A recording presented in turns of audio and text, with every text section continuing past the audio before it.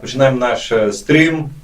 Блогеры Нехта, Радикс, Дорога, кто не ведае, уже будет ведать. Яка была идея собраться?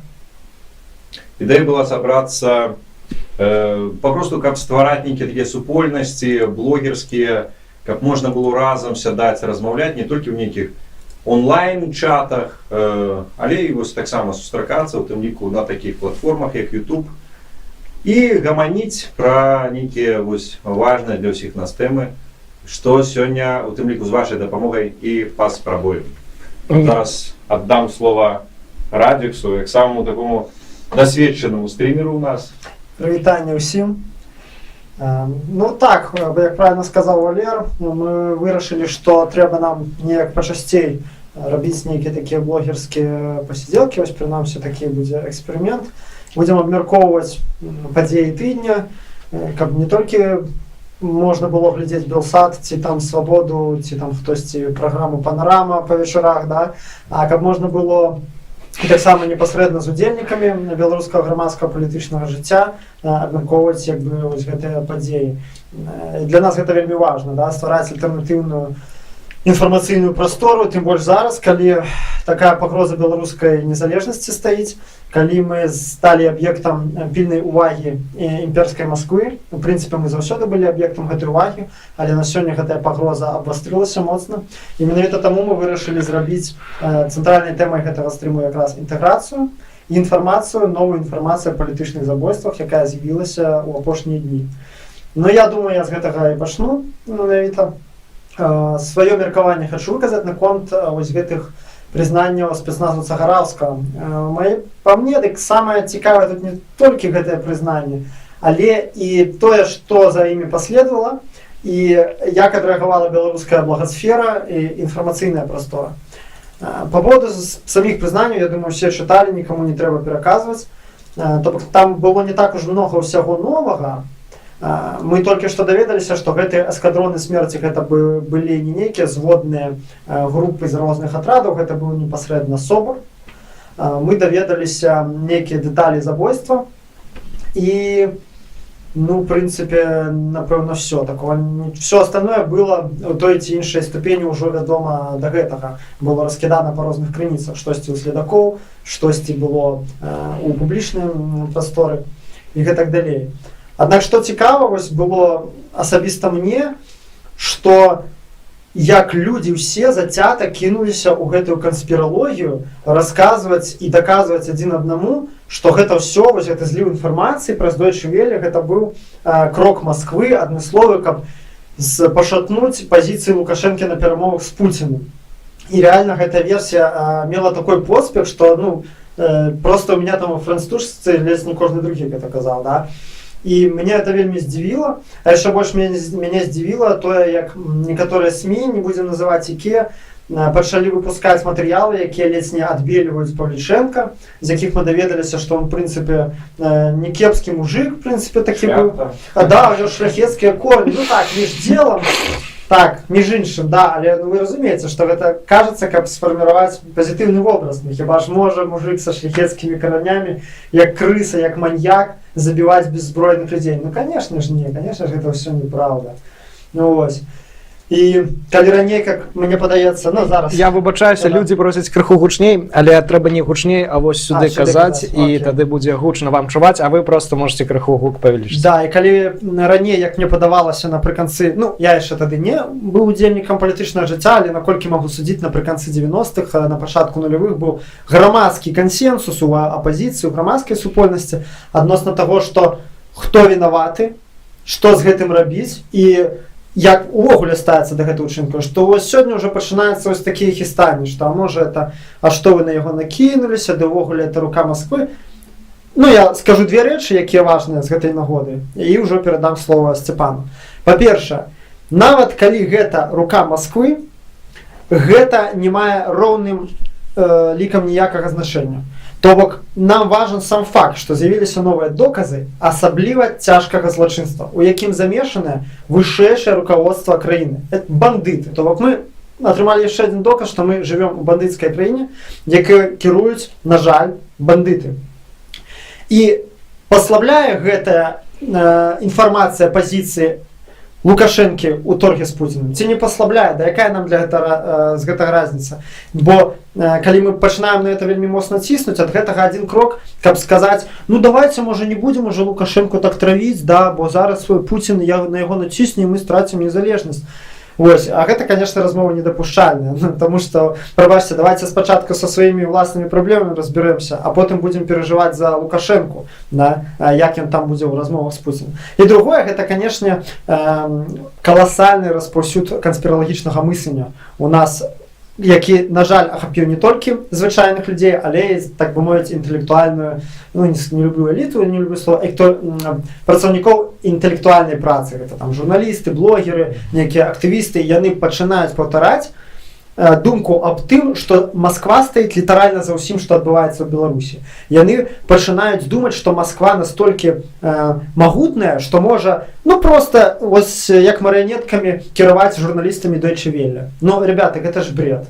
І, хаця я, ў прынцыпе, згодны, што, напэўна, гэты матэрыял не выпадкова менавіта зараз з'явіўся, да? Бо відавочна, што яго рыхтавалі доўга. Аднак, перастаньце бачыць за кожнымі падзеямі чыюсьці руку, чыюсьці змову і чыюсьці шматхадовачку. Гэта антынавукова, гэта неправільна, гэта завядзе нас у такія дзебры інтэлектуальныя, з якіх мы ніколі не выберемся. Что лічыш, Степан? Я падтрымліваю, у мяне ёсць мікрафон свой. Адзінае, што я не паспеў з вами павітацца. Прывітанне, шаноўнае гаспадарства. У нас, аказваецца, 2 камеры.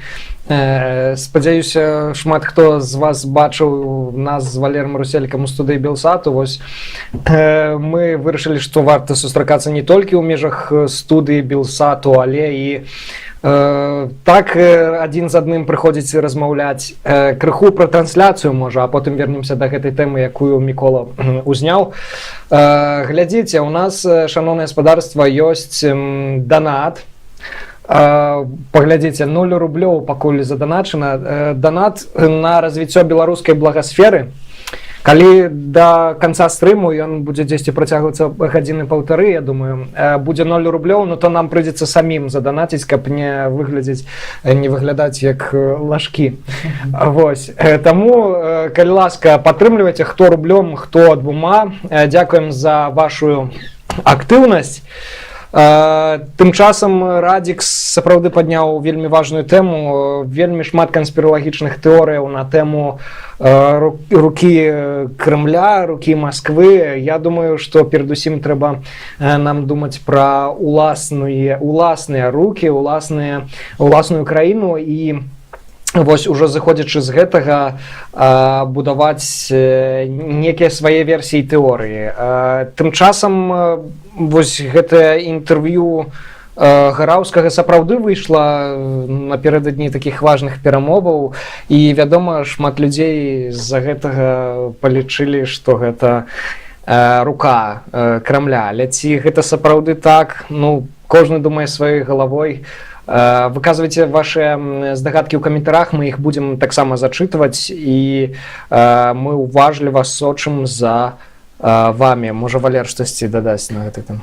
Так, аўдыотехніка, так, каб было спераду. Паслухайце, ну, вось наконт таго, што ўсе адразу кінуліся там пра эту руку, ну, я, напэўна, быў сярод іх, таму што, ну, мне здаецца, гэта натуральная рэакцыя. Выходзіць фільм, прысвечаны гучным знікненням перад важнай сустрэчай Пуціна Лукашэнкі. Такое ж самае адбывалася, вось калі выходзіў хросны бацька, і таму аналогіі тут проста відавочна. І я у сябе ў Фейсбуку адразу напісаў, ці не ёсць гэта 7-й серыяй хроснага бацькі. Але пазней вось я пачытаў меркаванні іншых, таксама дадатковыя там успаміны, дадатковыя удакладненні пайшлі, і на сённяшні дзень я магу прызнацца, у меня няма адзінага меркавання наконт таго, што гэта, як гэта. І мне здаецца, гэта не так заганна в этом прызнацца, таму што калі заходзіш у інтэрнэт, там все адразу зрабіліся такімі знаўцамі, такімі экспертамі, которые ведаюць усё і пра ўсіх. Но у мяне такого немає, таму я, напрыклад, не рабіў асобны ролик на гэтую тэму. не хайпіўся, тому што мне вось асабліва няма чаго сказаць. А ролик «Неделя хайпу» был. Ну, але многіх, калі паглядзець нават беларускі сегмент Ютуба, вельмі шмат з'явілася на гэтую тэму роликаў, людзі хайпяцца. Што я ад сябе магу сказаць? Як бы, на сённяшні момант у мяне ёсць адчуванне, што прынамсі частка людзей, якая публічна выказалася на гэтую тэму, ведае нашмат больш, чым выказалася, і альбо не дагаворваюць, альбо кажуць не зусім праўду. Это азначае, што ці падобныя рэпартажы, ці нейкія іншыя нас наперадзе яшчэ чакаюць дакладна. Яшчэ адзін момант, які я магу дакладна сказаць, у чым я абсалютна ўпэўнены, што праўду мы зможам даведацца толькі ў адным выпадку.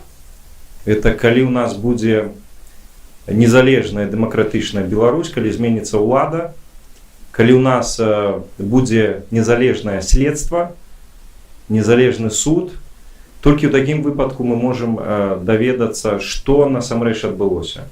Да гэтага моманту, мне здаецца, вось будзе гэтая канспіралогія, будуць гэтыя версіі на ўзроўні веру, не веру. Як бы все, потому что колькі гаварылася пра чемоданчики з кампраматам, ніхто гэтых чемоданчикаў на сённяшні дзень не бачыў, і таму вось все толькі на ўзроўні словаў і не больш. Таму спадарства, калі мы хочам даведацца праўду і хочам, каб такога не паўтаралася, то нам важна не забываць і дамагацца незалежнасці і дэмакратычнасці Беларусі. Толькі тады у нас штосьці будзе. Пакуль у нас ёсць дыктатура, атмасфера страху можа нагнятацца, у тым ліку такімі фільмамі, бо памятаеце, першая рэакцыя на фільм «Нехты» Сцёпы была пра тое, што ну класна, здаецца, нічога новага, вось як і ў выпадку з гэтымі знікненнямі, нічога новага, але вырасла цэлае пакаленне, якое не бачыла гэта, і вось для іх гэта такое адкрыццё. В прынцыпе, тое ж самае можна сказаць і на гэтую тэму, тому што для мяне асабіста там новага было толькі што ў Ганчара там 2 пальцаў не хапала на назе. Всё астатняе я ведаў раней і ведаў нават больш, і маё пакаленне, і старэйшыя ведалі больш. Таму можна нават гаварыць пра несупадзенне ў раней агучанай інфармацыі, у цяперашніх прызнаннях Гараўска. Магчыма, зараз гэты ролик найбольш важны будзе для маладых беларусаў, которые не памятаюць конец 90-х, нулевые, калі ўся гэта атмасфера страху нагняталася, калі знікалі лідары апазіцыі, бізнесоўцы звязаныя з апазіцыяй, калісьці у нас было і такое, бізнес падтрымліваў апазіцыю, таксама незалежныя журналісты, Дмітрий Завадскі знік, і таксама до конца цалкам не ясна, хоць былі асуджаныя людзі за яго забойства і знаходзяцца ў турме сёння. Для гэтых людзей, канешне, гэта новае. Ці даць гэта нейкую хвалю у Беларусі, такую, каб яна пахіснула Лукашэнку, ну, мне здаецца, можна адказаць, вось як у выпадку, уласна, з тваім Сцёпа фільмам, ці дало гэта нейкую хвалю.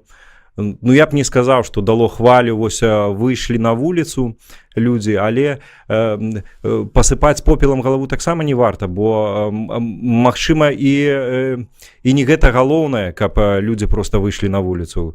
Самае галоўнае, каб мы пачалі задумвацца. Мне здаецца, гэта важна. І вось калі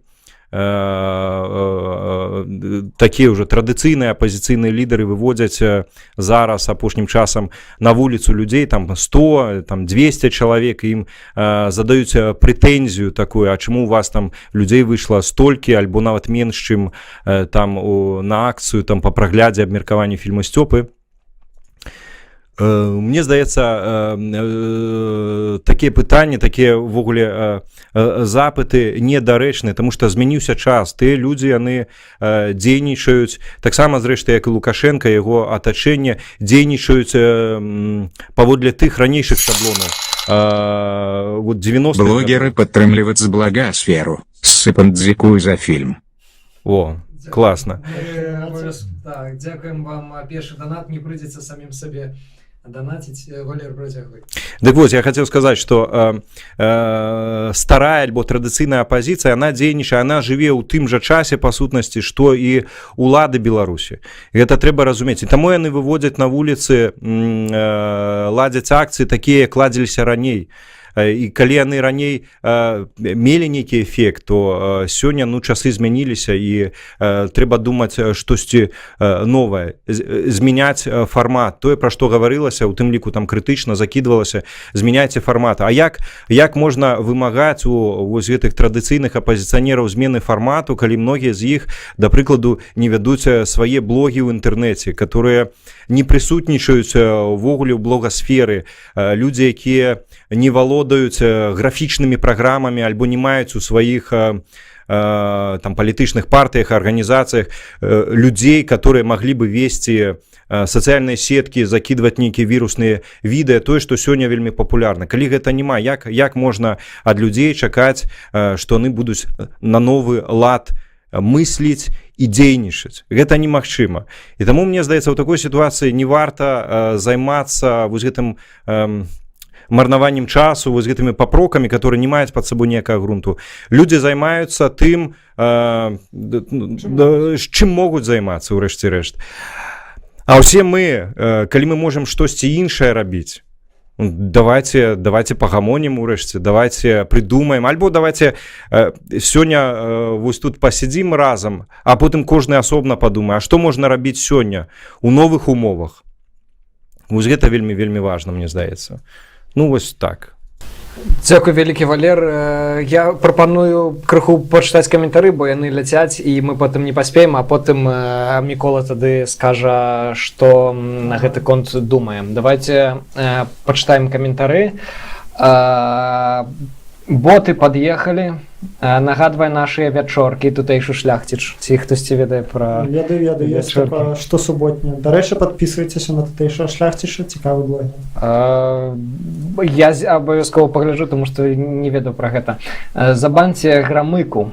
Я про Грамыку. Мне вось у анонсах пісалі наконт таго, ці будуць людзі з рознымі меркаваннямі. Па-першае, слухайце, вось мы ўсе разам з вами, таксама усімі тымі, хто будзе глядзець у запісы, кожны з нас мае сваё ўласнае меркаванне. Давайте будзем шчырыя.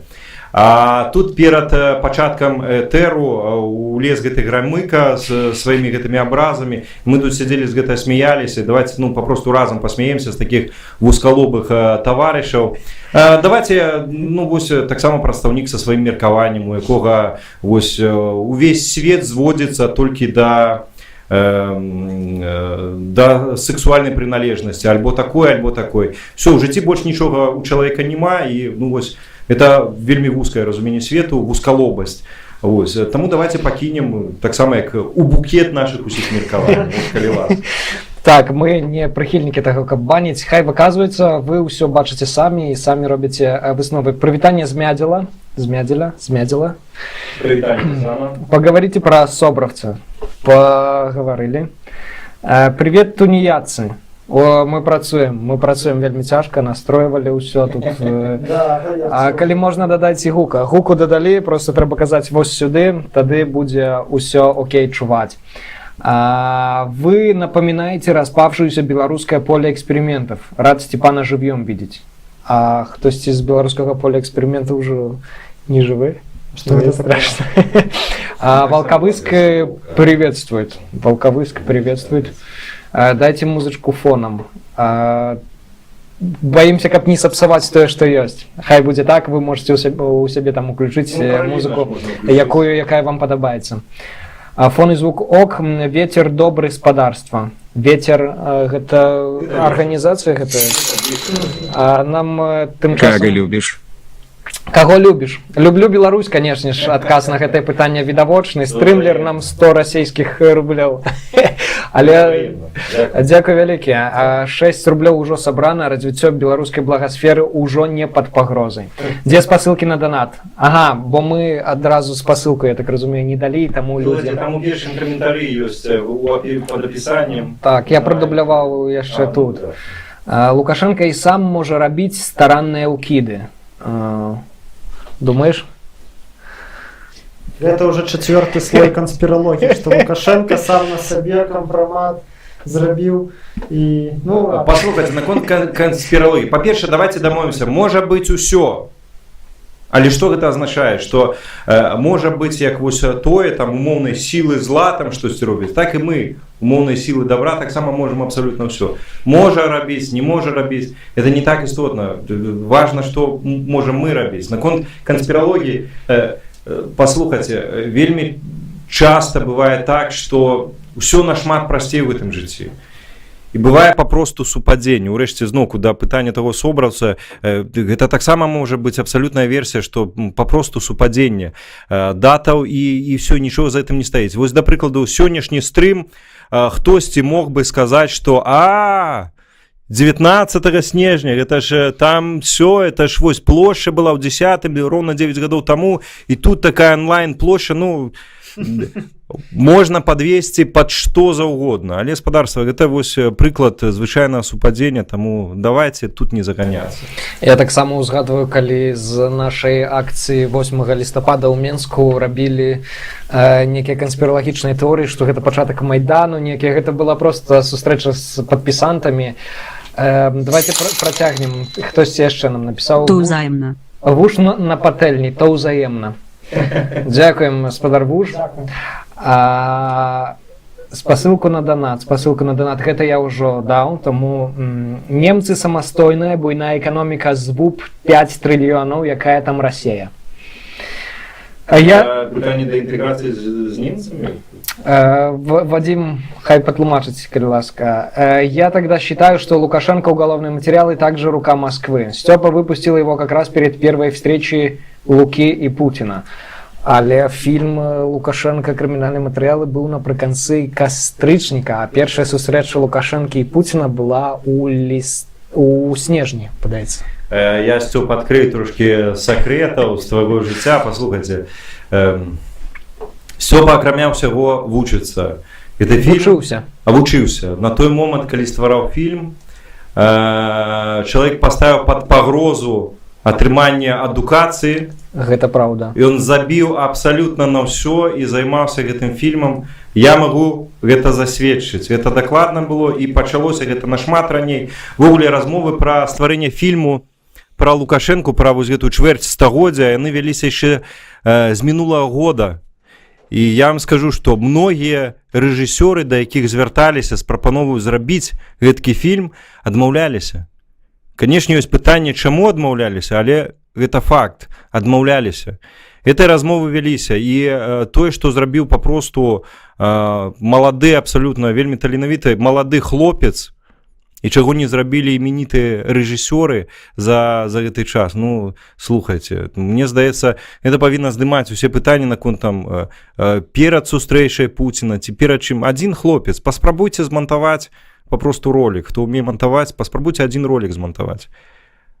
Паглядзіце, які гэта аб'ём працы. Гэта чалавек, который зрабіў, ну, па сутнасці, ўсё адзін. Ну, па сутнасці так, 90%, але сапраўды былі людзі, якія дапамагалі, сярод іх і Владзімир Чудзянцоў дапамагаў з тэкстам. Ён зараз незаконна асуджаны, і мы усяляк намагаемся, працуем над ягоным вызваленнем. Давайте далей паглядзім каментары. Прыберы шыпенне. Фон некі чуецца. Я так разумею, гэта тэхнічная хіба, мы іх ужо... Гэта грамыка хіба, што там шыпіць, тому што, заўважце, не піша больш каментароў, шыпіць. Ну, мы збольшага гэтыя хібы ўжо выправілі. Я был наблюдателем на Восточном округе, и там сидел человек из КХП БНФ, и он утверждал, что фильм «Стёпа. Уголовные материалы» был снят Путиным. Это правда. І що ти так спалив одразу зробив? Народ мусить ведаць правду. Зараз по гуку супер. Я понял, для чего этот стрим. Продвинуть канал Дороги. Это Путин написал? Это той чувак, падаецца, які написал про то, что фильм был снят Путиным, так? Ну тут все супадае. Чалавек просто мае доступ до інсайдаў, тут глупо аднеквацца, ну, спадарства, что ты скажешь. Здорово, хлопцам. Уже штрафы с нарушениями видеофиксации с Российской Федерации приходят в Беларусь. Как это понять, уже частично интегрировали? Я так асабіста ўпершыню чую такое, але я думаю, гэта інфармацыя варта таго, каб апублікавалі ў СМІ. І няхай бы гэтым заняліся праваабаронцы, але з іншага боку, по-мойму, трэба прачекаць, наколькі гэта верагодна з правового пункту гледжання, бо, магчыма, это не зараз пачалося, а мо і 5 год таму такое было. 5 год тому докладно не было, потому что я ведаю, что у России была такая заведенка, нават, сиротаматаров полихачить на дорогах, это сгонять в Беларусь. Например, на вот этой трассе Москва-Берасте, погонять максимально, позбирать там сотни штрафов здесь, и потом едешь в Россию, и ты застаешься без покараны. И потом были особые выпадки, когда белорусские даишники хапали этих российских лихачов литерально каля мяжи, там 100 метров от мяжи. На правильному шляху. На правильному шляху ми. Ну ось якраз у тему. І там обуралися, а як же так, а чого ще на нас хапають? Хоча, ну хлопці, попросту перестаньте лихачить. Причем приехали у чужую країну, поводите себе як абсолютное быдло. То бок 5 гадоў тому, еще пару гадоў тому гэта докладно не было, але зараз варта спраўджваць, бо уніфікацыя заканадаўства сапраўды можа адбывацца тое, што нам не гавораць. Я хочу пракаментаваць яшчэ. Ну, тут у меня адразу колькі пытанняў узнікае, бо кожны штраф, па-першае, ён можа альбо менты яго могуць даць, альбо суд.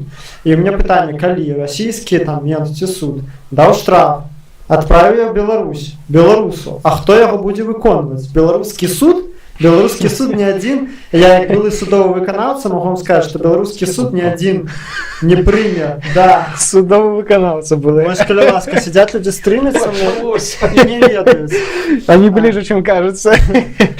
І ни один белорусский суд не будет выконваць, как это называется, исполнительный лист, по-расійску исполнительный лист расійскі. Ну, то бок, як вы гэта ў сабе ўвогуле уяўляеце? То бок, ну, не ведаю, цікавая інфа, канешне, але вось, сыходзячы са свайго досвіду працы на дзяржслужбе, я разумею, што такі штраф, прынамсі, взыскаць у Беларусі будзе фактычна нерэальна. Ну, давайте ізноў працягнем за каментарамі сачыць, таму што вельмі шмат каментароў мы можам не паспець. Ставім падабайкі гэтаму стрыму. Ставім, калі ласка, падабайкі, колькі падабаек, калі ласка, Валер, зачытай. Слухай, 43 падабайкі і 2 разы поставил дизлайк спадар Громыка.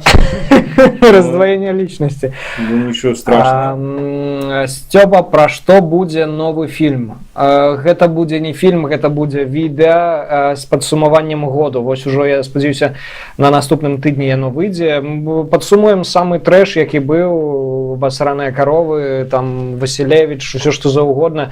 До речі, я сподіваюся, вы пройшли вот гэты перапіс, так званы, падпісантаў нехта, і там была графа, якая падзея году 2019 вам найбольш запомнілася, і вось на падставе гэтых падзеяў я зраблю відэа. Народ любіць канспіралогію, гэта падвышае ўласную самаацэнку, важна, што тэма хвалюе, злачынства мусіць быць даследавана. Пагаджаемся, тут няма што і каментаваць, я думаю. І пра пальцы ведалі. Хто? Ну, про пальцы было вот такое, говорили про то, что эта информация была у ориентировках, але Олег Волчак адзначаў, что как раз этой информации не было. Тому, калі она здесь проходила, то мало где проходил, бо ну, такая информация дастаткова ну, вузкому колу была вядома. Магчыма, вам была вядома, мне асабіста не. Я казаў толькі про то, что я асабіста не ведаў про гэты пальцы. Так. Я таксама не ведаў про гэта. Здорово, Зміцер Егору. Здорово. Здорово.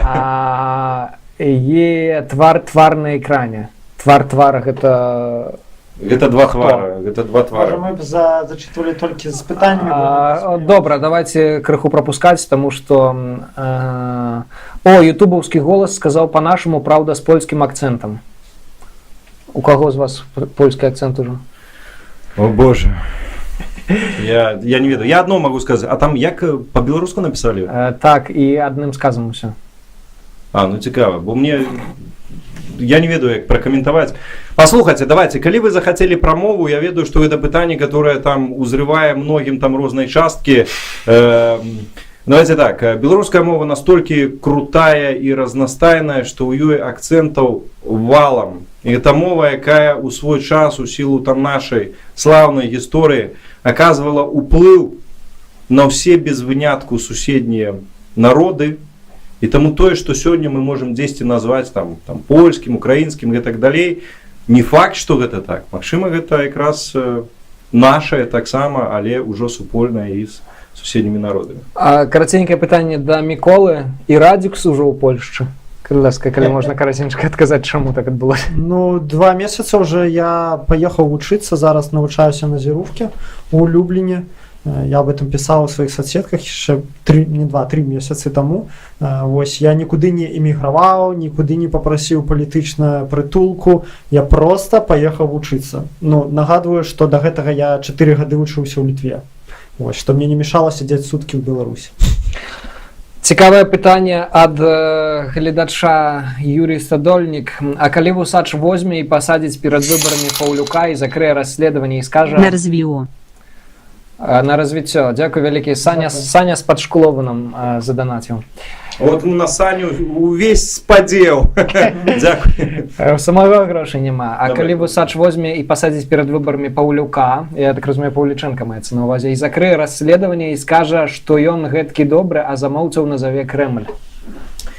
Памятаеце такі выраз, а давайте без давайте. А давайте. Ну, давайте поглядим, что он зробіць. Тут літаральна засталося, это заўтра не сустракаецца. Сёння Лукашенко сидзеў, абмяркоўваў, падпісваў план обороны Беларусі. Путин там асобна выказваўся там таксама про то, что давайте наднацыянальныя органы будаваць, а то не вельмі саюзная дзяржава будуецца. Ну, давайте вось поглядим. І ввогуле наконт Лукашэнкі ёсць такое дастаткова распаўсюджанае меркаванне про то, что не варта зараз бузіць, не варта гнаць на Лукашенку, бо калі яго скінуць, то прыйдзе Путин. Все, і хана будзе незалежнасці, так хоць нейкая незалежнасць. Спадарства, ёсць 2 моманты. Як іх ацэньваць, тут ужо кожны можа сам. Момент 1. Лукашенко не з'яўляецца гарантам незалежнасці Беларусі. Лукашенко гэта чалавек, які цягам чвэрці стагоддзя мае амаль неабмежаваную альбо практычна неабмежаваную уладу ў Беларусі. Чалавек з такімі магчымасцямі мог завесці краіну у які загодна бок. Аднак куды ён завёў, мы сёння бачым. І таму, калі мы сёння стаім перад пагрозай страты незалежнасці, то все пытанні якраз да гэтага аднаго чалавека. Это чалавек, які з'яўляецца фактарам пагрозы незалежнасці Беларусі, а ніяк не гарантам. Это першае, вельмі важнае. Ёсць адна рэч, якая на першы погляд можа супярэчыць. Расія, як паказвае досвед апошніх яе вось гэтых узброеных авантюраў, досвед краінаў, куды яна улезла, Расія паўсюль выкарыстоўвае фактар дэстабілізацыі. Яна яго каталізуе, яна яго дзесьці штучна стварае, альбо яна выкарыстоўвае той, што ёсць. І безумоўна, калі Лукашенко, на якім завязаная ўся дзяржаўная сістэма Беларусі, у нейкі момант адыдзе ад улады, неістотна як, ці ён памрэ, ці ён скажа, я стаміўся, я сыходжу, ці Ярмошына, якая збіраецца сыходзіць там у адстаўку там праз год-два, скажа, а давайте правядзем выбары, яны будуць абсалютна сумленны, неістотна. Калі ён сыходзіць, то вся гэтая дзяржава, якая здаецца магутная, яна будзе на мяжы такога, ну, краху, тому што калі ўсё завязана на адным чалавеку, немагчыма перабудаваць адразу ўсе сувязі паміж усімі гэтымі кланамі, гэтымі супольнасцямі унутры дзяржаўнымі. І, канешне, гэта будзе час дэстабілізацыі. І, канешне, гэта найлепшы момант для Расіі, каб улезці ў Беларусь. Гэта найбольш рызыкоўны момант, гэта праўда. Вось. Што ў гэтай сітуацыі рабіць? Не даводзіць да гэтай дэстабілізацыі, альбо все роўна змагацца з Лукашэнкам, гэта, знаеце, гэта пытанне выбару з 2 зол, там, большага, меншага. Мне здаецца, у гэтай сітуацыі трэба канцэнтравацца на іншым. Наколькі мы будзем падрыхтаваны да гэтага часу дэстабілізацыйнага, дэстабілізаванага часу. Разумееце? калі гэта адбудзецца не сёння, завтра, давайте скажем там, напрыклад, у жніўні наступнага года. Што мы да жніўня наступнага года з вами ўсімі зробім? Што кожны з нас зробіць за гэты час? Разумееце? Вось гэта вельмі важна. Як мы будзем гатовыя да таго, што, магчыма, дзяржава пасыпецца. У 2014 годзе мы бачылі, што такое, калі сыпецца дзяржава, на прыкладзе Украіны. Мы бачылі, якія ахвяры панес украінскі народ, каб хоць неяк выраўняць гэтую сітуацыю. Пры тым, што нельга сказаць, што там абсалютна все былі не падрыхтаваныя. У пэўным сэнсе там людзі былі больш падрыхтаваныя. Там быў бізнес праўкраінскі частка. Там была частка людзей, якія рыхтаваліся непасрэдна супрацьдзейнічаць меркаванай агрэсіі з боку Расіі. Там былі людзі апазіцыйных настрояў ва ўладзе, у тым ліку там на ўзроўні, да прыкладу, там адміністрацыі цэлых вобласцяў. Это абсалютна іншы ўзровень падрыхтаванасці, аднак нават на такім узроўні, якія яны панеслі ахвяры. І на сённяшні дзень мы стаім перад гэтым пытаннем, не перад выбарам з двух зол, там Лукашенко альбо Путін, а перад выбарам, ці мы штосьці робім, ці кожны з нас штосьці робіць да гэтага моманту дэстабілізацыі. Чамусь сопані анансаваў у стрыму ТГ. Вы таксама далучаецеся да гэтай агульнай справы. Дзякуем вам за данаты. Чамусь Сёпа не анансаваў стрым у Telegram.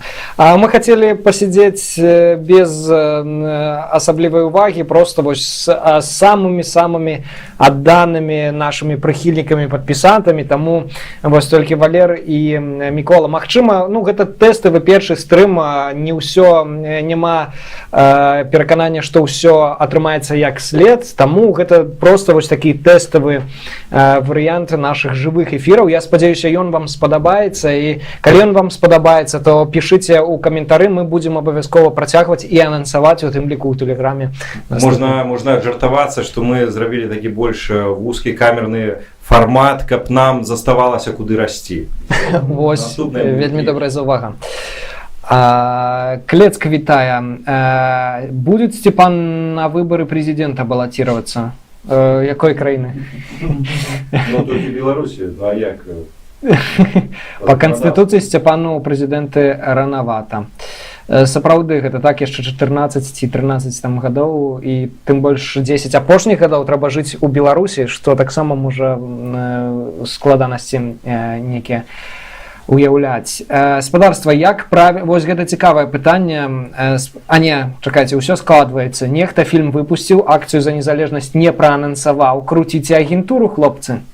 А вось ёсць, дарэчы, меркаванне, што акцыі за незалежнасць таксама з разряду гэтых, таксама агентура. Акцыі за незалежнасць арганізавалі КДБ, і кіраўніцтва МУС. Гэта калі верыць пракрамлёўскім тэлеграм-каналам з інсайдамі. Так што, памятайце, ніколі не бывае зашмат канспіралогіі. А ты глядзіш пракрамлёўскія тэлеграм? Я гляджу людзей, якія цытуюць гэтыя каналы. Навошта яны іх цытуюць, я не ведаю. Но што беларускія блогеры каментуюць, гэта бред. Я таксама не ведаю, аднак вось такое меркаванне, яны это так актыўна разганяюць. Можна я скажу, дадам? Вельмі класна сядзець, напрыклад, на канапе і абвінавачваць ва ўсім 21гадовага хлопца. Гэта вельмі зручна, вельмі лёгка, асабліва калі ўзяць якого вінчыка, кафейку, півка для рывка, і вот сидзець вось так вось, это Стёпа вінаваты, што мы ў такой задніцы жывем. Да, агентура. Ніхто больш не, вот Стёпа, там агентуру круцяць хлопцы. Вы разумееце, як бы, паслухайце, давайте не марнаваць энергію, пасіянарнасць, вось на гэтыя падозранні, абзывалкі, прынамсі не абгрунтаваныя, не пацверджаны. Давайте лепей гэтую энергію пусцім на штосьці стваральнае. Это вельмі важны момант, вы зразумееце. Калі мы всю нашу энергію скидываем папросту на раздрай і толькі на крытыку, да прыкладу, Лукашэнкі, у той час, калі ён шмат энергії аддае на выбудову прасторы лукашызму, то па выніку прастора лукашызму расце, а наша прастора звужаецца. Нам трэба не толькі крытыкаваць, але і штосьці ствараць.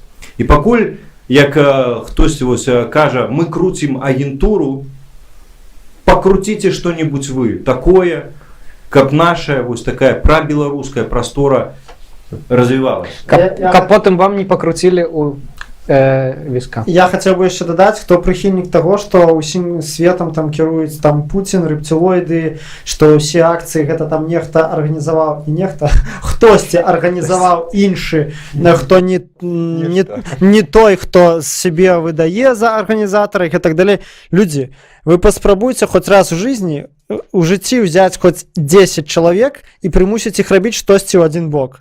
И вы поглядите, что все эти гамон размовы аб тым, что усім светом кірует там сусветная закуліса, это все полная фигня. Тут 10 человек часам, ці нават 5 калектыў немагчыма арганізаваць, каб кожны нарабіў нешта асэнсавана ў один бок правильно і своечасова. Не кажучы аб тым, каб весці вялізныя масы людзей кудысьці па абстрычку пальцаў. Гэта просто нереально. Так вось такі пишут диванные эксперты, як правильно сказал Валер, что якія самі ніколі нічога не стваралі, ніколі не працавалі з людзьмі і не спрабавалі іх арганізаваць. Я могу тут пачакайце пакуль з каментамі, бо мы у анонсах яшчэ прасілі таксама задаваць тэмы, пытанні, і іх было мала. Магчыма, у наступных будзе больш, але некалькі было, таму будзе непрыгожа іх не згадаць. У прыватнасці Олег Гаўрылаў перапытваў, цікава было б паслухаць вашыя думкі на тэму, як пагнаць лукавага і што і хто пасля яго. Вашыя думкі, спадарства. Я могу сказать, ось хотел бы так само, давно у меня уже спеюць думкі, пракаментаваць тое, што сказаў Валер перад гэтым, про тое, што пра образ дзеяння нашай апозіцыі, і гэта насамрэч будзе вельмі моцна звязана з адказам на гэта другое пытанне. Па-першае, наконт апозіцыі. Сапраўды вы можете бачыць, што ў нас старыя твары, усе адны і тыя ж твары па 20 год, некаторыя кіраўнікі апозіцыйных партый кіравалі сваімі партыямі дольш, чым Лукашенко быў ва ўладзе у пэўны перыяд. Таксама, што 20 год таму, што сёння адны і тыя ж лозунгі, адна ж тая ж тактыка, чамусьці думаюць, што вось вывесці людзей на плошчу і на гэтым Лукашенко скончыцца. І вось калісьці выйдзе на плошчу 100 000, мы пераможам, і наступны дзень Беларусь не будзе другой. І вось гэты міф усілена культывуе сама як бы апозіцыя і працягвае весці людзей у гэты бок адзін раз, другой, трэці, кожны раз за разам разбіваючы лоб не свой, а гэтых людзей у літаральным і ў пераносным сэнсе. Вось. І пры гэтым не хоча разумець, што за 20 ці 25 год шмат што змянілася і ў свядомасці людзей, і ў інфармацыйнай сферы, у медыйнай, у палітычнай. І беларусы ўжо не тыя, што абралі Лукашенко. І вот як ілюстрацыю гэтага могу сказаць, што аднойчы я пісаў артыкул такі на новы час, як беларуская грамадзянская супольнасць і апазіцыя працуе ў інтэрнэце. Я прааналізаваў соцсеткі усіх беларускіх суполак апазіцыйных, антыўрадавых, асноўных. І ведаеце што, гэта я рабіў дзесьці 1,5 гады таму гэты артыкул, і на той момант Телеграм, які ўжо 1,5 гады таму, Телеграм ужо быў просто супер папулярны. Телеграм засвоілі толькі анархісты і гавары праўду. Усё. Вы уяўляеце сабе, гэта наша апозіцыя, якая кажа, што яна хоча скінуць Луку, вывесці 100 000 чалавек на плошчу. До 2017 года не змагла засвоіць Телеграм. Аб чым гэта кажа? Што людзі гэтыя жывуць па старых шаблонах, дзейнічаюць старымі мазгамі, старымі метадамі. Што вось быў Лукашенко ў 94 годзе, і яны, змагаючыся з ім за 25 год, проста пачалі яго адзеркаліваць. Усе ягоныя паводзіны, ягоны нават менталітэт, ягоную недэмакратычнасць. Вось, не хачу зараз каментаваць зноў жа там чуткі з нейкіх тэлеграм-каналаў, але вось кажуць, што неаднаразова ад розных людзей чуў, што на вось гэтым паседжанні апазіцыі наконт 20 числа былі такія апеляцыі там да ўзросту, да, больш старэйшыя апазіцыянеры казалі, тыкалі на ўзрост больш маладым актывістам, казалі, да пакуль вам тут по 20 лет, да, там ці колькі, калі вы яшчэ не нарадзіліся, я ўжо там па мітынгах хадзіў. Ну і сам факт таго, што хтосьці дапускае сабе такія выказванні, гэта кажа тым, што вось фактычна гэта людзі, змагаючыся з Лукой столькі год. Яны перанялі ягоны вобраз мыслення, што, канешне ж, вельмі кепска. І з такім вобразам мыслення, з такім менталітэтам нам ніколі не выйграць, не скінуць Луку. Бо патрэбныя новыя падыходы, патрэбнае новае літаральна ўсё. І я на сёння ўжо прыхільнік таго, што лукашызм гэта не толькі Лука. І гэта нават не толькі ўвесь дзяржаўны апарат, які быў створаны ім пад яго і пад ягоныя патрэбы. Гэта лукашызм ужо пранік глыбока ў свядомасць вялікай колькасці беларусаў. Гэта і страх перад аўтарытарнай сістэмай, страх парушаць закон там, дзе гэта трэба зрабіць дзеля добрай справы. Гэта страх выказваць уласнае меркаванне, імкненне вот это схавацца бульбу. Лукашенко 25 год гэта ўсё узмоцнена культываваў. А таксама гэта адсутнасць гарызантальных сувязяў між людзьмі. Тыповы прыклад, я думаю, хто там старэйшы за 30 год, яны са мной пагадзяцца, што раней два хлопца пабіліся на вуліцы і разышліся кожны па дамах. Зараз яны паб'юцца там две кампаніі, да, там на вуліцы. Ну, звычайная справа сярод моладзі. І яны на пераганкі бегуць у міліцыю пісаць заявы адзін на аднаго. А прычым гэта кажа? Гэта вялікі зрух у менталітэце людзей, што яны пачалі ўспрымаць дзяржаву як рэгулятара, пагаджацца з ёй як з рэгулятарам, што яны пачалі развучыліся дамаўляцца між сабой, развучыліся выбудоўваць это гарызантальнай сувязі. У вялікім ступені я лічу тут, канешне, заслуга Лукашэнкі, які ўвесь гэты час разбураў гарызантальныя сувязі між людзьмі, і сілавыя структуры на гэта працуюць, на разбурэнне не толькі палітычнай апазіцыі, но і проста любых нефармальных суполак. Мы ўсе ведаем, як у 14-15 годзе зачахлілі футбольных фанатаў, зачахлілі там, не сказаць зачахлілі, але пачалі вельмі моцна падціскаць рэлігійныя суполкі, нетрадыцыйныя. І, карацей, усе месцы, дзе людзі маглі бы гуртавацца незалежна ад дзяржавы по любых прызнаках, не абавязкова палітычных. Да, аўтаномныя дзяржавы усе. І бо гэта вельмі важныя палітычныя дзеянні, палітычны крок, да? І такія суполкі, яны нават калі яны не палітызаваныя, яны нясуць вялікую небяспеку для аўтарытарызма, патэнцыйную небяспеку.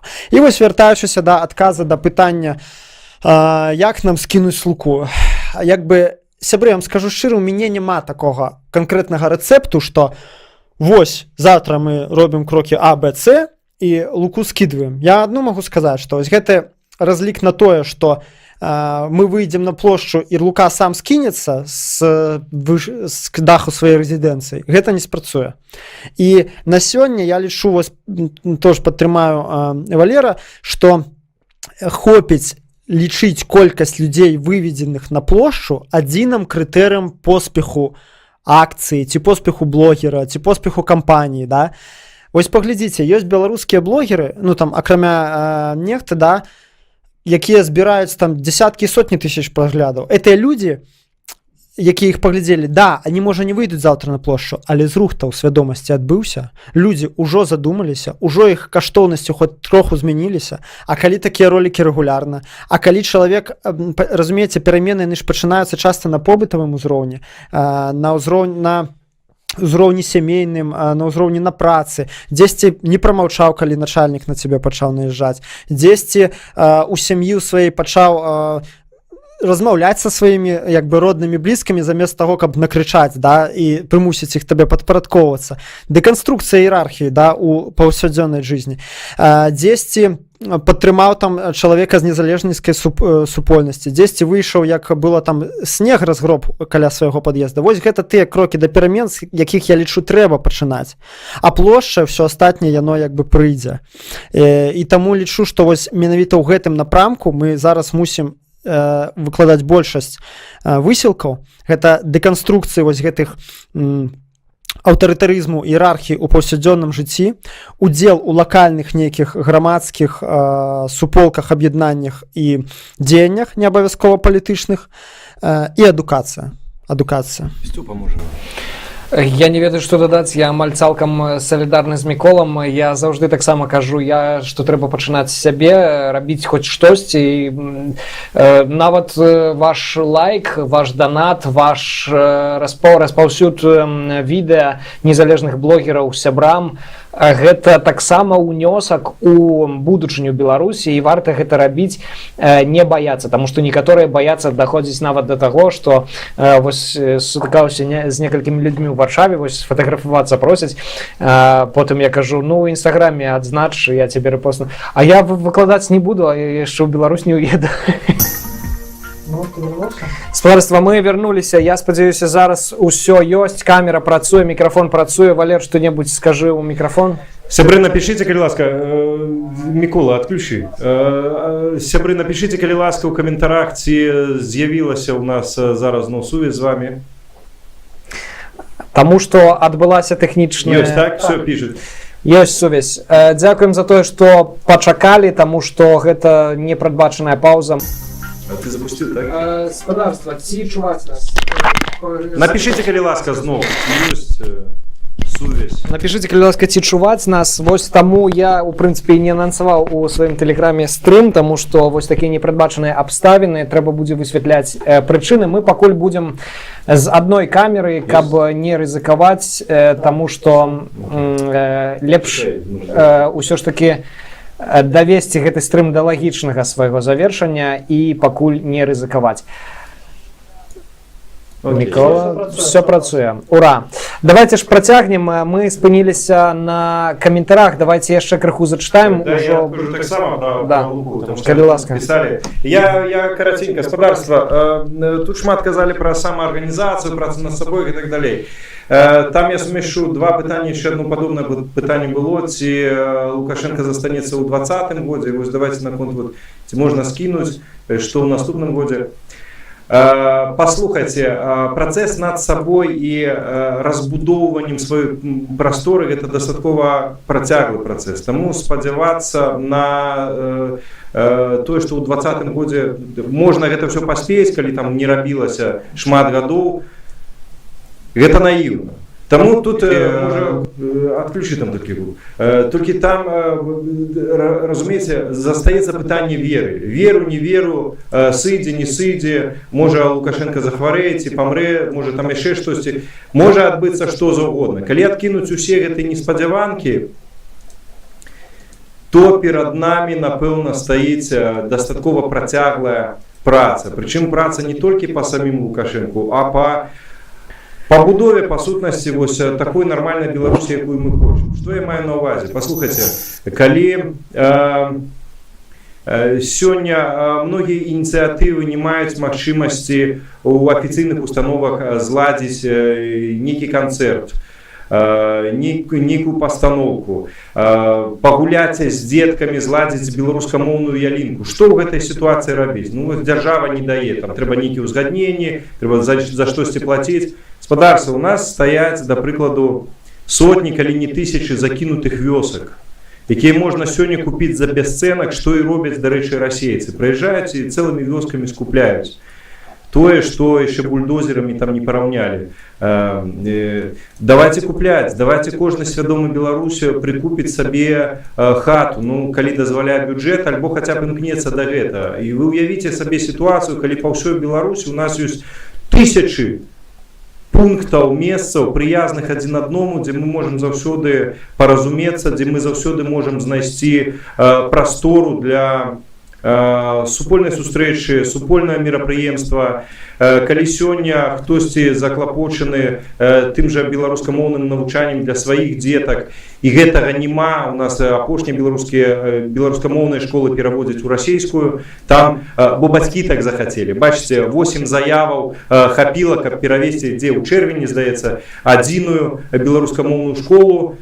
8 заяваў ад бацькоў хапіла, каб перавесці, там, увесці расійскамоўныя класы. Тым часам, калі каб увесці хаця б адзін клас беларускамоўны, даводзіцца гадамі хадзіць, абіваць парогі, тут гэта зусім іншая сітуацыя. Што ў такой сітуацыі можна зрабіць? Калі ў нас ёсць гэтыя тысячы пунктаў аўтаномных прастораў нашых па ўсёй краіне, мы можем зрабіць для наших дзяцей, калі не афіцыйную дзяржаўную беларускамоўную адукацыю, мы можем зрабіць тую ж нефармальную, вельмі крутую прастору.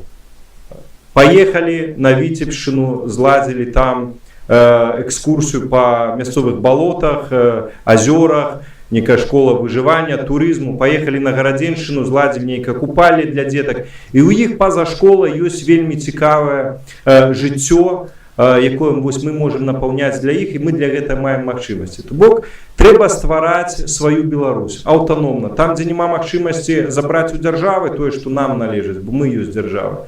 Давайте ствараць на тых прасторах, дзе гэта можна рабіць. Гэта складаная праца, але гэта вельмі важная і стваральная праца. Это тое, што дае нам гэты грунт. Гэта тое, што дае нам пэўнасць у сабе на усе самыя такія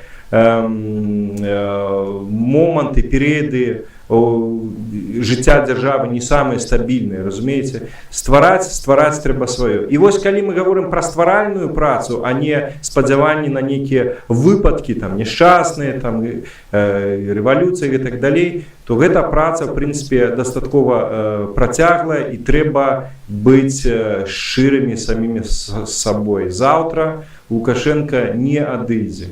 Лукашенко будзе заўтра, будзе паслязаўтра, калі нічога не здарыцца. Вось. Але гэта не азначае, што нам папросту трэба сядзець і чакаць гэтага цуду. Цуду не адбудзецца, бо прастора лукашызма, она за гэты час не сядзіць, не чакае, она пашыраецца, она захоплівае все больш і больш нашай з вами прасторы. Таму давайте ствараць, а нават калі здарыцца нейкі цуд, ну хай гэта будзе прэзент нам усім. Вось мы працавалі, стваралі, тут бац, і ў нас ёсць магчымасць змяніць лад у краіне, а ў нас ужо ёсць і з чым у гэтай краіне будаваць нашу будучыню. То бок адказ на пытанне такі: Лукашенко заўтра сам па сабе не сыдзе. Як зваліць Лукашенко? Ёсць адзін спосаб, дастаткова кароткі, там літаральна, магчыма, там тыдзень, дастаткова, каб весь лукашызм рухнуў. Гэта ўсенацыянальны, агульнанацыянальны страйк. Да. Все. Хто такі Лукашенко? Гэта стаіць чалавек, які, як медыум такі, які стварыў уяўнае павуцінне над усімі намі, і мы чамусьці ўсе яго слухаемся.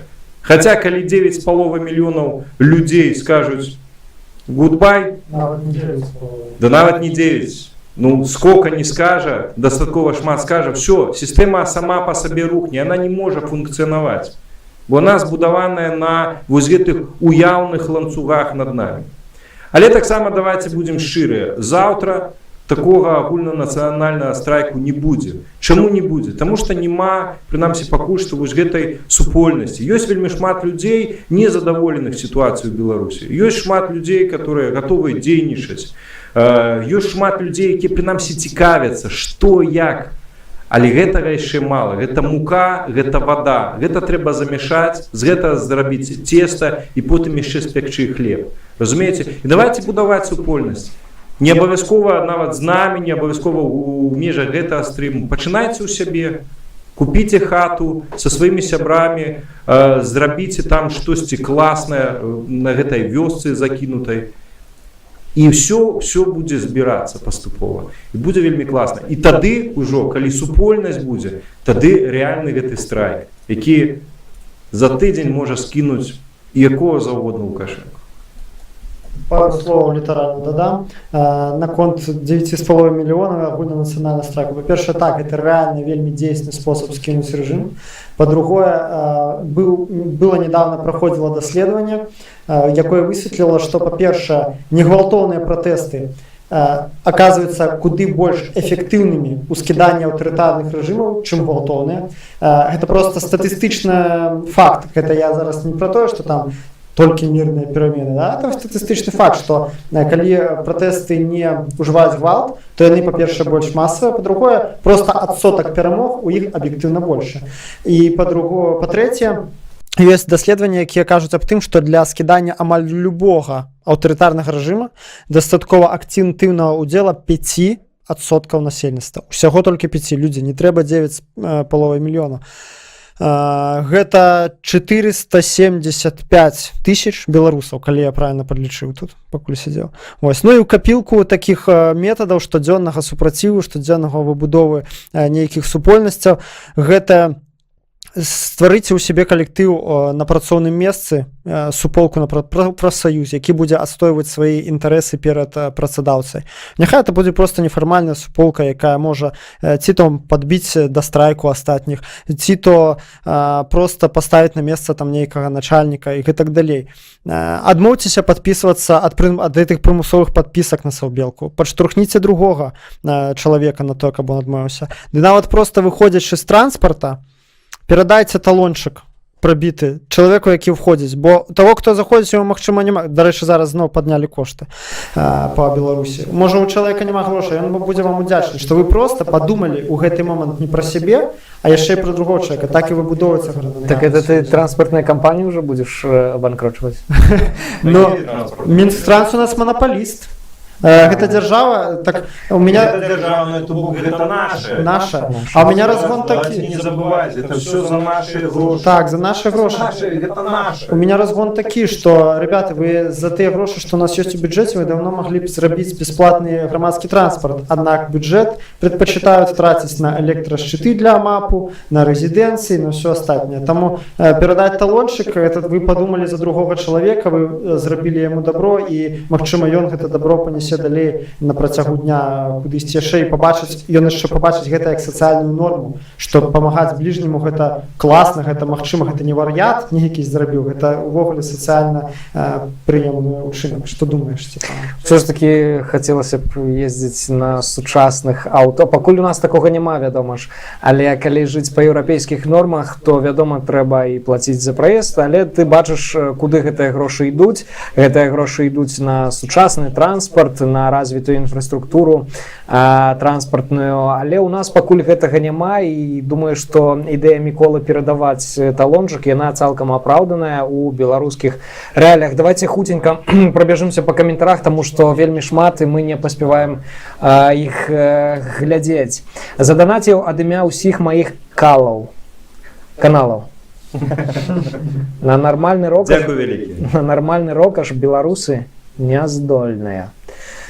Рокаш бунт, ну, гаспадарства, гэта таксама, зноўку, здольны, не здольны, можна спрачацца. Ну, возьмите нашу гісторыю. Сёння реально наше пакаленне літаральна першае, якое жыве не спазнаўшы вайны. Разумееце, все астатнія пакаленні у нас увесь час дзесьці зачапіла вайна. Тут Афган был, у нас были антибольшевистские антисоветские повстания, у нас 2 сусветные войны прошло, у нас слуцкі збройны чин, у нас это только 20-е стагоддзе.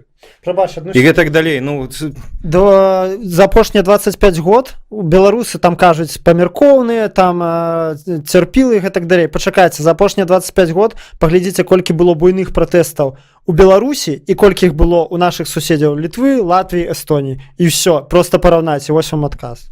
І, дарэчы, наконт таго, што мірныя, мы мірныя, калі нас не чапаць, калі нас не абражаць, калі нас не прыніжаць. Мы не нападаем, мы не агрэсары, ну, баронім сваё. Ну, можна мірным быць і бараніць сваё. Не быць лохам, разумееце? Вось важна. Вось цікавае пытанне, гаспадарства, як правильно весці інфармацыйную вайну? Інфармацыйную вайну весці вельмі проста, асабліва ў беларускіх умовах. Гаварыць праўду і распаўсюджваць яе. Всё.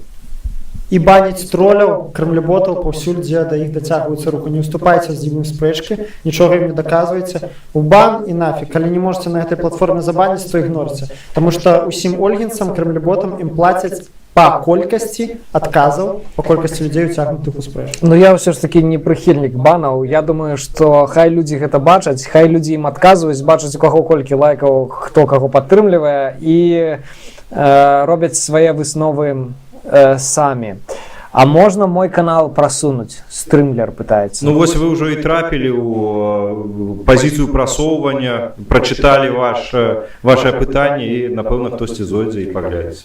А на петлічку скінуцца слабо? А вось вы нам і падкіньце. А Кілер Прайс, ты нам падкінуў? Вось развіццё беларускай благасферы. Там і петлічка, і святло, і ўсё, што толькі можна. Я могу показать телефон, вось у меня там были ролики, там вось некалькі перад апошніх ролікаў былі знятыя просто на гэты тэлефон, і там была дрэнная якасць відэа, гуку. Яна будзе і надалей такая, калі ў мяне знікне зараз магчымасць карыстацца прафесійным абсталяваннем. Ну, калі дапаможаце, класна, калі не дапаможаце, я асабіста, ну, вот так не прашу, я раблю гэта не дзеля донатаў, але, ну, тады спадарства будзе гук, відэа трошки горшае. Калі ласка, ўсё залежыць ад вас. Як вам здаецца, заўтра будзе хапун? Гэта пра акцыю, я так разумею, 20 снежня незалежнасці. Ну, мне здаецца, якраз завтра можа быць, таму што, ну, прынамсі, нагнятанне такое, якога не было перад 7-8 снежня, ну, ёсць. Тое, што там 25 чалавек удзельнікаў тых пратэстаў пацягалі у міліцыю, тое, што некалькі лідараў гэтых пратэстаў ужо асудзілі, там па 15 сотняў падавалі ім, тое, што папярэджвалі нават шэраг праваабаронцаў, каб яны не ўдзельнічалі, тое, што там ужо дзяцей прыплелі, бо там на Кастрычніцкай нейкае свята для дзяцей будзе, хаця ўсім вядома, што ніхто там не збіраецца стаяць, напэўна, будуць зноўку людзі хадзіць па вуліцах. Усё гэта тое, чаго не было перад 7-8, але было раней, калі былі акцыі з хапуном. Магчыма, не будзе, магчыма, гэта такое нагнятанне, каб людзі папросту не выйшлі. Магчыма, папросту вось такое, ну, запалохаць. Ніхто не ведае, мы не даведаемся, пакуль мы не выйдзем на вуліцы. Я маю на ўвазе агулам беларусаў, это вось наконт магчымых папрокаў, што вы там сидзіце ў Варшаве і там заклікаеце. Спадарства, я заклікаю толькі да аднаго. Кожнага жыць паводле ўласнага сумлення, паводле ўласнага разумення праўды. Калі вам ваше сумленне гаворыць, што трэба змагацца за сябе, то тады вы зможаце сабе з чыстым сумленнем сказаць, што я змагаюся за тое, каб не было гэта трындзіца, які апанаваў Беларусь. Але паказальны факт наконт хапуна гэта тое, што Паўлу Северынцу далі 15 сотняў і адпусцілі да хаты такога ў беларускіх умовах, калі здараецца вельмі рэдка. Так, я лічу пакуль што зноў жа нельга казаць абсалютна дакладна, аднак пакуль што шляхам аналізу ўсёй інфармацыі, што паступае, думаю, што масавага хапуна не будзе. Магчыма, будуць такія падлянкі па дробязі, там аднаго схапілі, там двух схапілі, ну, як было прыкладна на 25 сакавіка. Аднак такого, каб масавага хапуна не будзе, а гэтае нагнятанне, ну, робіцца, згоден з Валером, адмыслова для таго, каб выйшла меней людзей, чым у минулы раз. Спадарства, мы спрабуем уварвацца, я спадзяюся, гэта было апошняя тэхнічная праблема, якая нас сёння напаткала. Напэўна, будзем паступова закругляцца, але пастараемся яшчэ адказаць на шэраг каментароў. Адзін ад сябе вось караценечка, там рэмарачку, якую не завершыў. Як бы не адбываліся падзеі па заўтрашніх акцыях, вось тут, як бы не адбываліся, вельмі важна ведаць, вось гаварылі пра салідарнасць, узаемадапамогу. Калі хто будзе і будзе сведкам такіх падзеяў, не аддавайце сваіх. Это вельмі важны таксама сігнал усім нам. Чапляйцеся, гаворка не вядзецца пра бойку і кулакі, але чапляйцеся, не давайце проста, каб вас пакорна, як баранаў кудысьці завозілі. Проста не аддавайце сваіх людзей. Гэта самае важнае. Давайте хутенька пробяжимся, уже не без отказов, просто зачитаем. Завтра яшчэ будуць ладзіць свой мітынг нодаўцы за інтэграцыю цирк. Сапраўды цирк. Что делать, если в 2020 году опять усаты будет у власти? Я прапаную гэта на наступны ўжо раз. Я спадзяюся, гаспадарства, вы захочаце сустрэцца праз не ведаю праз які час. Валер ужо вырашыць, калі на ягоным канале гэта будзем рабіць. Я разумею, што гэта толькі дэбют, але ці ёсць у планах разбавіць вашу разумную заліхвацкую кампанію прыгожую пісьменнаю дзяўчынай? Ці ёсць такія на прыкмеце? Я думаю, гэта вельмі добрая ідэя. Мы за прыгожыя разумныя дзяўчаты, звяртайцеся. Ну, у нас была толькі адна такая ідэя, што у размовы, ну, вось такую рабіць пляцоўку для размоваў блогераў, ютубераў. Калі ёсць вось файныя дзяўчаты, якія таксама вядуць нейкія свае каналы, бо нам важна як бы аб'ядноўваць супольнасць вось гэтых медыяканалаў, так? То, калі ласка, звяртайцеся, мы толькі за, будзем спрабаваць у тым ліку дыстанцыйна Праз Skype ладзіць без падобныя супольныя стрымы. Мы толькі за. Тут не пытанне гендеру, мы толькі за ўсіх, у тым ліку за прыгожых дзяўчат. Адзіная у нас такая вымога нашай ідэі на нашай пляцоўцы рабіць супольнасць для блогераў, каб далей гэта шло па ўсіх медыяканалах. Валер просто столькі разоў паўтарыў слова прыгожых. У нас тут не конкурс прыгажосці, да, мы берем просто берем просто людзей, як бы, якія адпавядаюць па тэматыцы, якія здольныя, дзяўчына, якая здольная будзе хоць нешта сказаць з радасцю. Так, то бок тут глядзіце, хто што здольны, не гледзячы ні на прыгажосць, ні на вашыя перакананні, нават калі вы будзеце за Луку, хаця такіх людзей 10% максімум у Беларусі, таксама цікава будзе пачуць, цікава будзе потым пачытаць каментары, канешне ж, але ўсё прымаецца, свабода слова, як яна ёсць. Усё верна, калі Лука сыдзе, Лукашенко штосьці. На жаль, мы не ўсе зможам. Дарэчы, здраджу крыху таямніцу, сёння Эдуард Пальчыц з намі павінен быў быць, але таксама вось не атрымалася у яго. Так што наступным разам, калі вы хочаце, пішыце ў каментарах, мы абавязкова будем дамаўляцца. Как думаете, подпишут ли завтра дорожныя карты? Караценька. Нейкі падпішуць. Я думаю, гэта будзе вельмі урэзаны варыянт таго, на што хацеў бы Пуцін. Карацей, не думаю, што нешта сур'ёзнае будзе. Дарэчы, Эд Пальчыц, ён якраз рабіў свае прагнозы, варта пачытаць, ён гаворыць пра тое, што штосьці падпішуць такое, ведаеце, каб выйсці не зусім аблажаўшыся выглядаць, штосьці падпішуць. Іншая справа, гаспадарства, мы да канца не ведаем, што яны падпісваюць.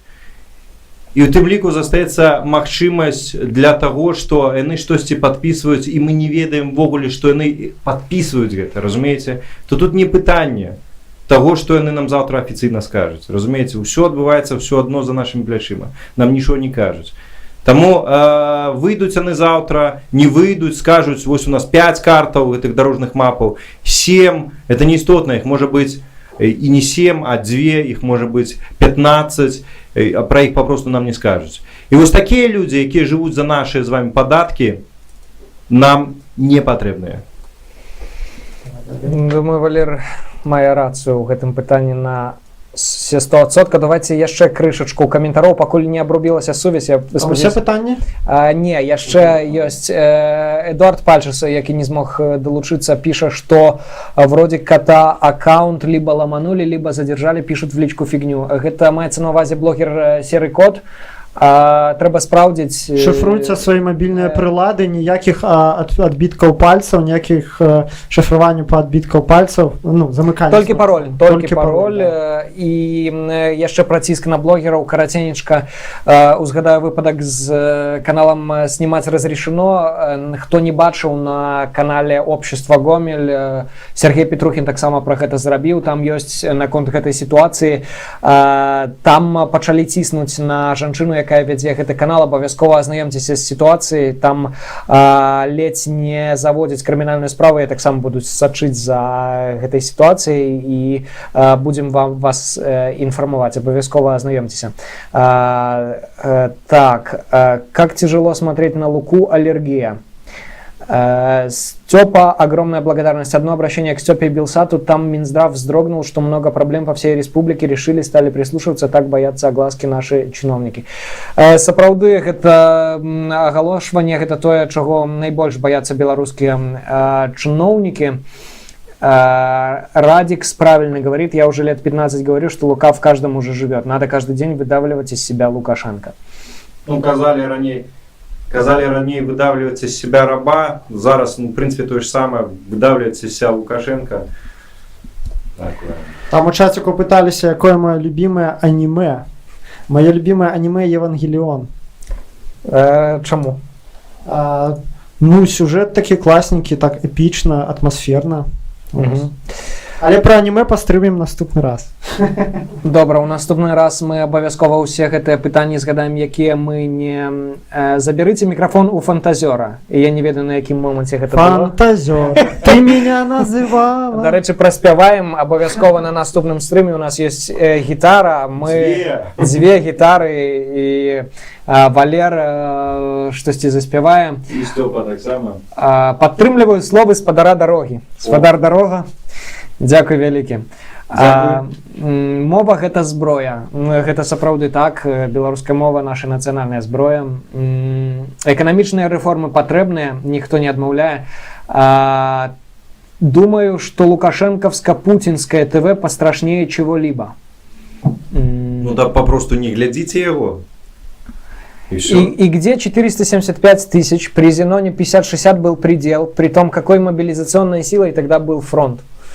Караценька, калі можна. Гэта рытарычнае пытанне, дзе? Ну вось давайте пачнем іх ствараць, пачынаючы ад сёння. Ну на сёння няма, так, гэта факт. Ну няма, і чё далей? Так что давайте рабіць разам, а не толькі крытыкаваць. Я сёння перадаў талончык. Рэспект. Укланяйцеся ад податкаў праз талончыкі, добрая прапанова. Так, пытаннечка наконт сучаснай сітуацыі. Тыя суполкі, якія зараз выступаюць супраць Лукашэнкі, яны аўтаматычна далучаюцца да імперскіх жаданняў Крамля. Вашая думка? Таксама караценька, калі можна. Абсалютна невідавочная выснова. Калі мы супраць аўтарытарызму ў сваім доме, гэта не значыць, што мы хочам, каб да нас прыйшоў суседні аўтарытарызм. Я не бачу тут логікі. Аб гэтым, па-моему, вычарпальна сказаў Дарога, што гэта не трэба гэтую паддавацца на гэта, да, на этот псеўдавыбар, што альбо Лукашенко, альбо Путін. Нет, пачніце ад сённяшняга дня себя успрымаць суб'ектам улады. Для первого раза зачет. Я таксама думаю, што збольшага наш стрым атрымаўся. Мы будзем толькі паляпшацца, абавязкова высветлім сітуацыю з інтэрнетам, чаму так адбылося. Будзем гэта таксама вам распавядзем на наступным стрыме, заспяваем, адкажам на іншыя пытанні. От подписания до ратификации очень длительный период, есть время для реакции. Час ёсць заўжды. Вось калі кажа, там занадта позна, у кожным выпадку, нават калі занадта позна, гэта яшчэ не азначае, што крыж. Позна, але ўсё роўна трэба рабіць. Колькі б не было, 9 месяцаў, 10 месяцаў, там, год, можа 5, ніхто дакладна не ведае. Гаспадарства уже 25 гадоў мы вось скатваемся туды. І здавалася б, калі б мы ўсе гэтыя 25 гадоў рабілі тое, што нам зараз належыць зрабіць, уяўляеце, колькі б мы ўжо набудавалі, якую б мы Беларусь паралельную, аўтаномную стварылі. Гэта было б не 475 тысяч, это былі б мільёны людзей, разумееце? Таму ніколі не позна. Давайте пачынаць ад сёння, і ўсё. Сёння гэта не позна. Ну, в прынцыпе, гэта усе каментары. Апошні каментар: Расія гэта вайна, Расія гэта вайна. Я думаю, что нам зараз час развітвацца. Давайте караценька падсумуем, што сёння было. 28 рублёў і 1 копейку нам атрымалася сабраць на развіццё беларускай благасферы. Няблага. Думаў, шчыра кажучы, што будзе горш на такім лампавым, як кажуць, стрыме. Дзякуем вам вялікі, гаспадарства, за падтрымку, за ўвагу. Давайте, можа, караценька падсумуем, пра што сёння вялася гаворка. Пра інтэграцыю мы гаварылі, пра Гараўскага. Так, про забойствы, абмеркавалі забойствы, вось гэтыя палітычныя, абмеркавалі інтэграцыю, в прынцыпе, сышліся на тым, што не варта паддавацца гэтай псеўдалогіцы, а тым, што прыйдзе Путін замест Лукашенка, што трэба пачынаць усе перамены з сябе, і лукашызм пранік уже не толькі ў палітычную сферу, а штодзённую побытавую, што перамены трэба пачынаць з пабудовы гарызантальных супольнасцяў, што можна доўга фантазіраваць аб тым, што будзе заўтра, там здохне нехта ці не нехта, кое-хто здохне ці не здохне. Ад гэтага не трэба адбудоўваць, пачынаць свае планы на будучыню. Ёсць мы, ёсць нашае грамадства, і мы мусім самі вырашаць, якім яно мусіць быць, а не разлічваць увесь час на нейкія знешнія фактары. Ну і таксама не верыць всялякім канспіролагам, слухаць дасведчаных людзей, аўтарытэтных як бы у благасферы, у інфармацыйнай прасторы, і, канешне ж, першую чаргу аналізаваць усё самому, не паддавацца постпраўдзе і фейкавай інфармацыі. Вось. Ну, я, магчыма, яшчэ два слова скажу. Я вернусь вось там да адной з самых першых рэплікаў наконт таго, што ўвесь гэты стрым гэта піяр для майго каналу. Спадарства, я б, часткова гэта так і адбудзецца само па сабе, але я б хацеў выказаць спадзяванне, што насамрэч гэта стане пачаткам піяру для многіх беларускіх каналаў. Мне хочацца заклікаць усіх нашых калегаў, паплечнікаў па блогасферы, таксама ладзіць падобныя стрымы, у тым ліку супольныя, развіваць гэтую супольнасць незалежна ад нас, ад нейкіх іншых суполак. Дзесьці ў сябе на месцы, мы гаворым пра гэтую гарызантальную супольнасць. Вот мне б хацелася, каб гэта быў такі старт для развіцця, дадатковага развіцця беларускай медыяпрасторы, беларускай благасферы і спадарства. Калі хтосьці ёсць тут таксама з блогераў, пачаткоўцаў, у каго там мала падпісантаў, мне здаецца, адзін са спосабаў гэта ў каментарах таксама азначацца, пісаць пра сябе, і хтосьці зойдзе таксама паглядзець. Давайце адзін аднаму дапамагаць, і дзякуй вялікі ўсім, хто нас глядзеў сёння, хто будзе далей глядзець у запісы. Таксама дзякуй вялікі ўсім тым, хто нас падтрымаў фінансава. Такая незвычайная штука насамрэч для Беларусі, але таксама калісьці да гэтага прыйдзем. Дзякуй, застаемся разам. Здаецца, все. Дзякуй вялікі, шановнае спадарства. Апошнія каментары, калі чакаць наступнага стрыма, хаця б прыкладна. Пакуль не абмяркоўвалі гэта, але я думаю, абавязкова вам паведамім. Прычым мы ж мабільныя, можна праз скайп, праз інтэрнэт. У наступным годзе тады мы мусім павіншаваць спадарства з надыходзячымі святамі калядамі. Дзякуй вялікі за стрым. Жыве Беларусь, жыве. Ці мажліва новае палітычнае забойства, абмяркуем у наступным стрыме. Удачі, мазгон канспіролог. Нехта жыве і будзе жыць, у яго болей 2 мільёны падтрымкі. Не ведаю наконт 2 мільёнаў. 26 рублёў. Я так понимаю, до встречи в новом году. Хутчэй за ўсё так. Вялікі дзякуй, хлопцы, усяго найлепшага, поспехаў, і вам дзякуй. Так, будем ждать завтрашней встречи на площади Калиновского и результатов.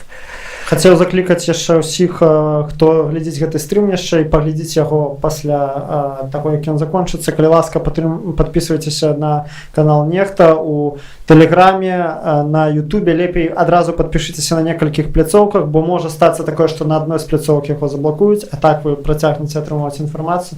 Падпісвайцеся на канал Дарога, на якім вы гэта зараз глядзіце, цікавыя ролікі. Чалавек працуе на тэлебачанні, прафесійна ўсё робіць. Ну і падпісвайцеся таксама на мой канал Радикс, які вы пабачыце ў спасылкі ў каментарах. Таксама будзе шмат палітычнай аналітыкі.